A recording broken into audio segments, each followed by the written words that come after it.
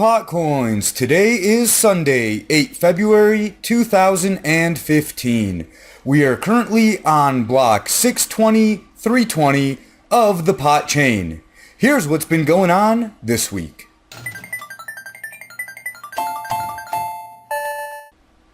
Nihilator from the PotCoin team is trying to take PotCoin to the next level. With the help of Rachel K. Gillette, attorney, and a few others, a letter has been sent to the Colorado Marijuana Enforcement Division. The purpose of the letter was to gain clarity on the M.E.D's position on digital currency. Specifically, it asks, can a licensed marijuana business accept digital currency for marijuana and marijuana products? Can they accept digital currency for other non-marijuana products? And can they use digital currency for wholesale marijuana and marijuana products transactions with another licensed marijuana business? The M.E.D has 30 days to respond. It's expected that their position is to have no position, which would be good news, meaning that no one is telling businesses they can't do it. Getting a clear statement from the M.E.D would be huge. I've personally talked to some business owners that are afraid to accept PotCoin because they don't know if they can. Their fear is justified considering how difficult and expensive it is to get a license and how easy it is to lose. Plus, losing it usually means that you go to prison too. Hopefully, the M.E.D doesn't have a problem with digital currencies. Most likely, they just won't respond, which means that they have no position. That would be enough to get a few brave businesses on board, but I still think that most business owners won't want any part of it until they are explicitly told that they can. Looking back with the 2020 vision of hindsight, it probably would have been a good idea to have done this last year. But we're still moving forward, one step at a time.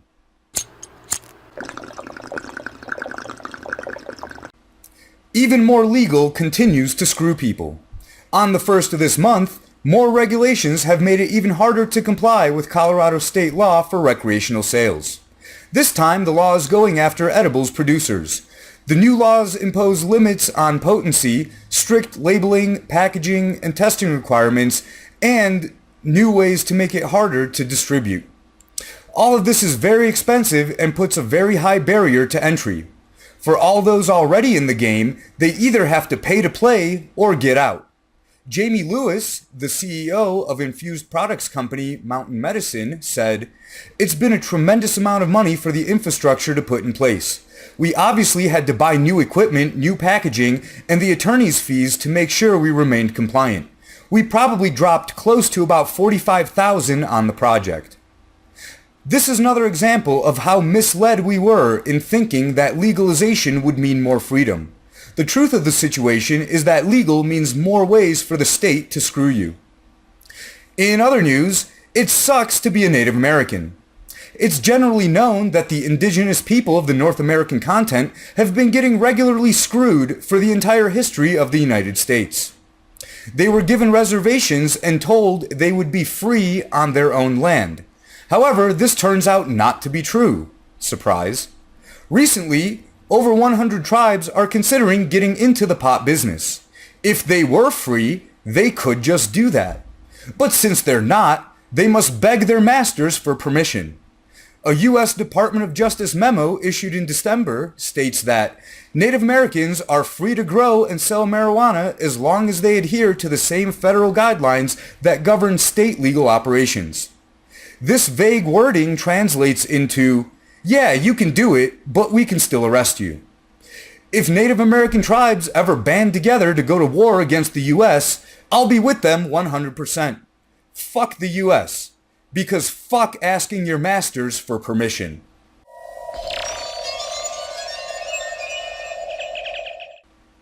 An awesome article from Cointelegraph shows the progress and performance of Bitcoin over the last year, independent of price.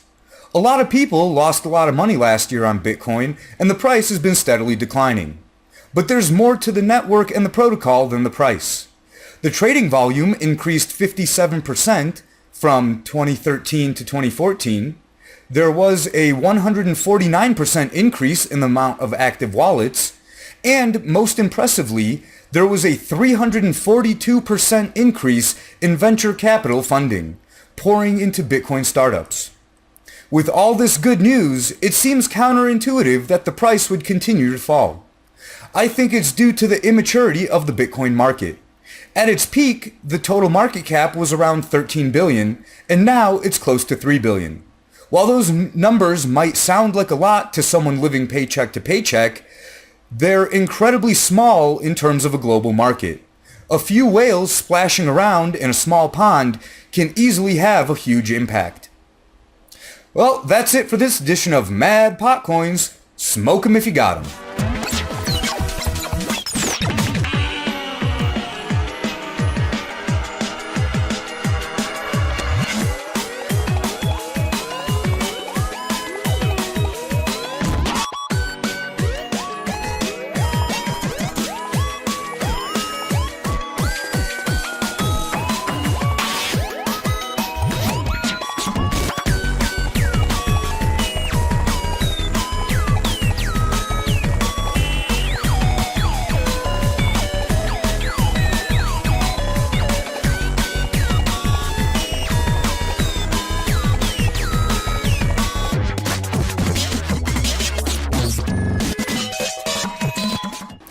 Holy shit!